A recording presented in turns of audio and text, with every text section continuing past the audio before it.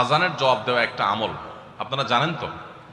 মুয়াজ্জিন যা বলে তার সাথে সাথে তা বলা, তার পরপর সেটা বলা। মুয়াজ্জিন যখন আল্লাহু আকবার বলে, তখন আপনিও আস্তে আস্তে করে আল্লাহু আকবার বলবেন। মুয়াজ্জিন আবার যখন আল্লাহু আকবার বলবে, আপনিও আল্লাহু আকবার বলবেন। মুয়াজ্জিন যখন আশহাদু আল্লা ইলাহা ইল্লাল্লাহ বলবে, আপনিও আশহাদু আল্লা ইলাহা ইল্লাল্লাহ বলবেন। মুয়াজ্জিন যখন আশহাদু আন্না মুহাম্মাদুর রাসূলুল্লাহ বলবে, আপনি কি বলবেন? আশহাদু আন্না মুহাম্মাদুর রাসূলুল্লাহই বলবেন। অনেকে সাল্লাল্লাহু আলাইহি সাল্লাম পড়ে, সাল্লাল্লাহু আলাইহি সাল্লাম পড়বেন হলো আজানের শেষে, কিন্তু আজান চলাকালীন আশহাদু আন্না মুহাম্মাদুর রাসূলুল্লাহই বলবেন।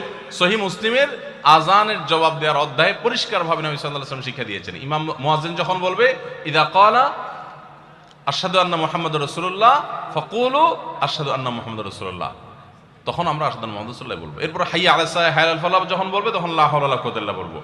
এরপর আল্লাহু আকবার বললে তাই বলবো, লা ইলাহা ইল্লাল্লাহ বলার সময় তাই বলবো। তারপরে আজানের জবাব দেবো, দুরূদ পড়বো, দোয়া পড়বো।